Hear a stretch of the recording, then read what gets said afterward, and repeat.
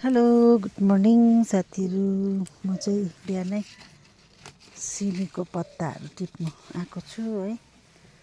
सिमी बेसी पत्ता आएर नि मुनि पानीहरू लगाउनु अप्ठ्यारो भयो त, त्यही भएर चाहिँ यस्तो ठुल्ठुलो भएको पत्ता चाहिँ टिपिदिँदैछु।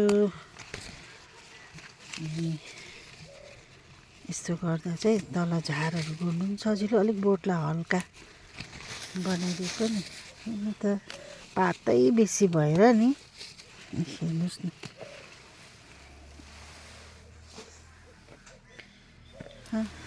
झार पनि गोड्नु पर्यो है।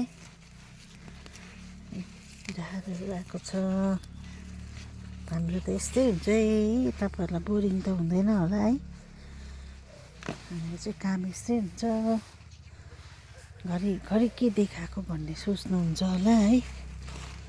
अब यसरी गर्दै गर्दै पछि सिमी फलेको पनि तपाईँहरूले देख्नु पाउनुहुन्छ।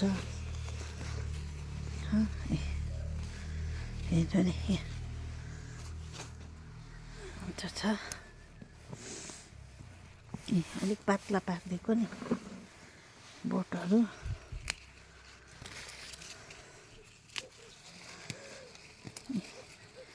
बिहान बिहान यसो अलिअलि यस्तो कामहरू गऱ्यो भने दिमागलाई पनि फ्रेस हुन्छ हो। हरियोहरू आँखाले हेर्नु पाउँछ। अनि तपाईँहरूलाई एउटा भिडियो पनि बनिने है, हेर्नुको लागि। त्यो छ है सिमी यो बाक्लो बाक्लो भएको चाहिँ पत्ता टिप्दै जाउँ भनेर नि है।